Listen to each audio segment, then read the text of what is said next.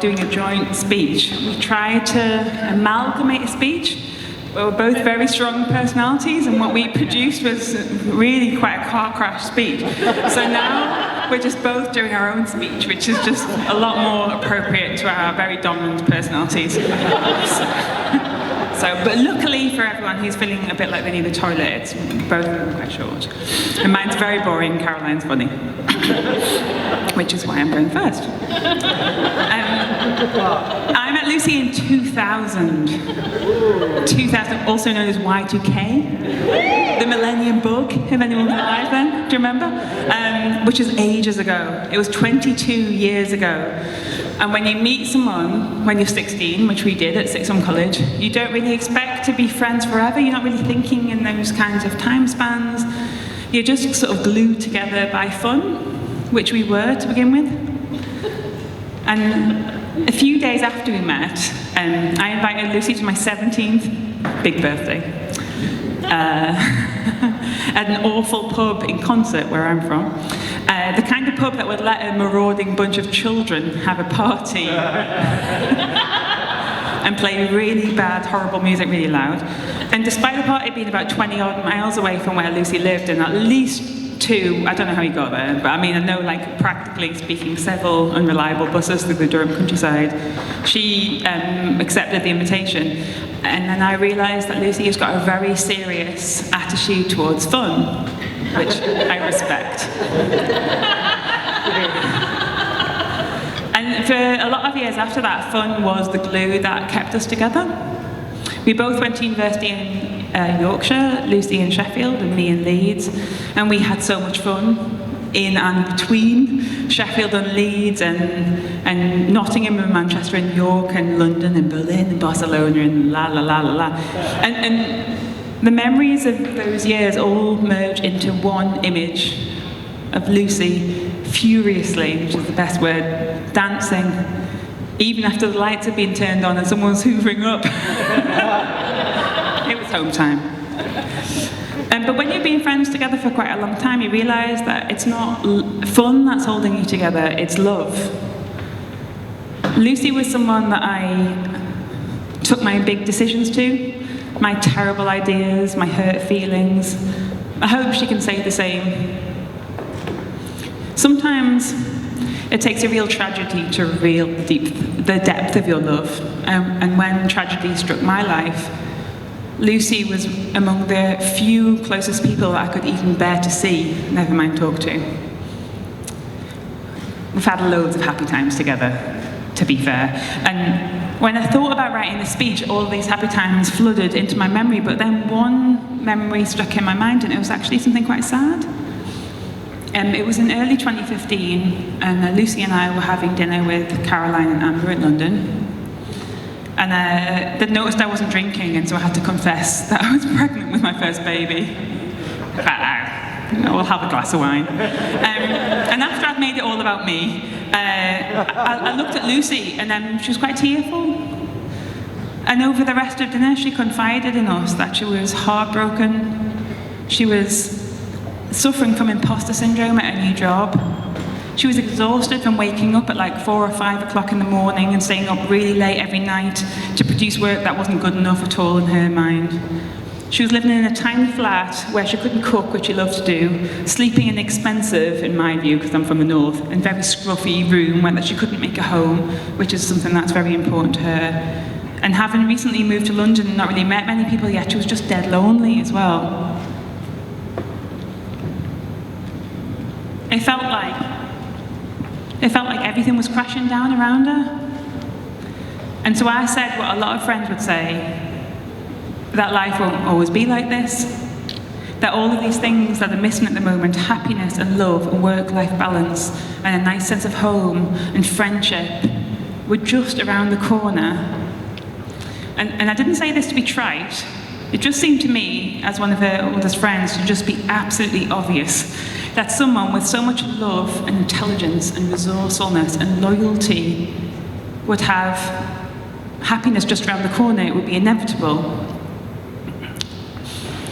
But of course, when you hear those kind of baseless reassurances, especially if you're a scientist, from your friend, when you're feeling really low, it doesn't count for that much, because none of us know what the future holds, and life could have got worse after that.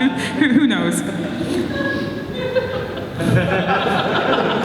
But this is the thing about old friends, right? Because they've got front row seats to the highs and lows of the other person's life story. But we're more than spectators. When you see someone you love hurting like that, their pain is real for you. It's your pain too. Lucy was already in the ascendancy when she met Tim. But meeting him definitely brought so much to her life. And being here today and seeing Lucy so adored by Tim and seeing her amongst her friends and family, successful at work, fulfilled at home with a love of cooking and netball and music, with so many adventures ahead of them, her upward trajectory feels obvious again. Of course, happiness was just around the corner.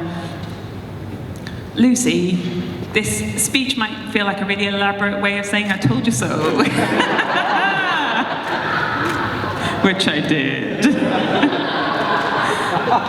But I also want to say something else to you.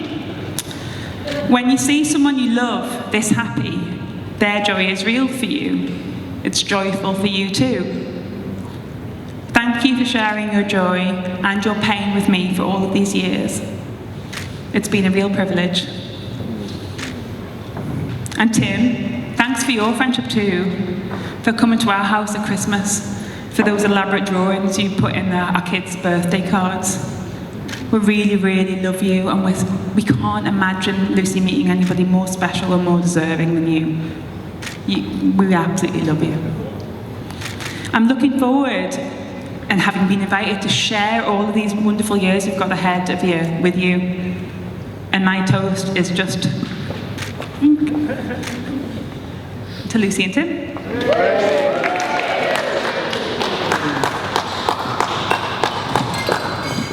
Thanks, Grace. So everyone will be aware that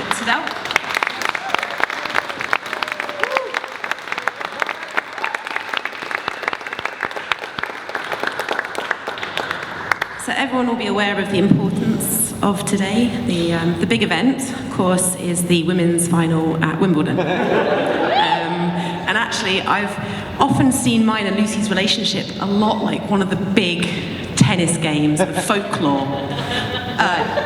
Just for a second, Grace. There's this thing. It's tennis. There's two people. They stand on either side of the net. They score points. It kind of goes love, 15, 40, game, set, match. Grace doesn't get sport. Okay, so it's a sport. Yeah, okay. So it's really important for the kind of the whole analogy here. So I see myself a lot like Lindsay Davenport, you know, like a really assertive baseliner. Lucy, Venus Williams, power, aggression, remarkable problem solving. Looks great in white. Loves strawberries. So this wild card came onto the court early on in our friendship with incredible fighting skills, words and flesh. There's been quite a few times that I've had to go home a bit early, a little bit tearful, because we've had some kind of argument about, you know, wealth distribution in the mining towns of the northeast or something like this. Big issues. But it was the wrestling that we really made our mark.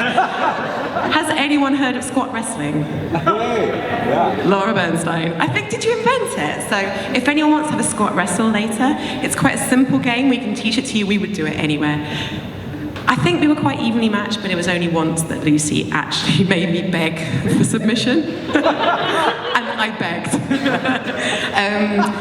One time, I came back from Russia and I brought back premium Russian vodka, and it was a really long game into the third set. Like, we were just like, you know, people were just falling like flies next to us. People were falling downstairs, people were vomiting in buckets. It was just one of those nights. And I think Lucy probably won with a double ace or something like that. There were other times that in Berlin, we found ourselves in a poorly positioned space, and there were fireworks being thrown around us, and it was only Lucy's agile footwork that stopped her. her from having quite significant burns. I think, Laura, you got the worst burns, didn't you? Like leg burns everywhere. So in an unforced error, Lucy came to my house, was totally enraged by how ugly my house was, because I had lots of plants, and she just didn't like plants. So she literally long lobbied them into the street. Then got so drunk, she couldn't wake up the next morning, and we missed the whole of the Yorkshire Tour de France. But then the game changed. There was a swing in the game. Lucy met Tim. New balls, please. Grace. That's funny because it's a tennis joke. It's a tennis joke. It's a tennis joke. This precision player, on the way back from a festival in Suffolk, was moonish. You were moonish. It was incredible, and it totally took me off guard as, you know, like a fierce adversary, because everything had changed. In the car, you tried to work out if this really quite nice fella you could put up with, seeing as he had a hippie bag hung up in his tent. How you saw the inside of his tent, I have got no idea, because we were there on a strict sports camp while swimming and, you know, dancing to young fathers, things like that. But in the 7 years you guys have been together, I've seen a real change in kind of your play style. Your aggression is still there, not a question. It's phenomenal, but it's much more balanced. There's much more harmony about it. And there's a longevity now. There's real, yes, exactly. It's brilliant. It's the best aggressive play I've ever seen. And you've got a longevity now, and I do wonder if Tim's orc play might have something to do with that.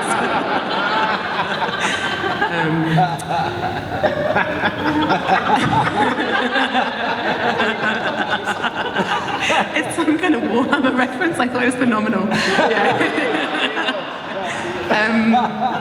So here we are. I think I took the first set, and I think you take the second set, particularly how happy you are now in love, life, and just generally. And also, Tim, I'd like to sort of extend, if that's okay, from all of Lucy's friends, how proud we are in the hard work and completion of your architectures. It's really astounding. So,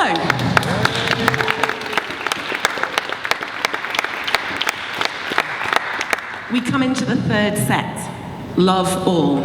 I think it's a time for a game of doubles. May have a slight advantage over me and Jamie, but I think we'll find a way. But actually, more than the significance of the day with the women's final, there's a real truth to tennis and marriage. So if you have an equal opponent, the game should never end, because that's the way the game works. And in playing of the game, there's going to be challenges, there's going to be sweat, there's going to be some like grunting, you know, the kind of like extended tennis grunting. Maybe some new noises could be added in there. But there is a lot of fun, and it's an incredibly satisfying way to spend a life. So my toast would be to winning at the game of love.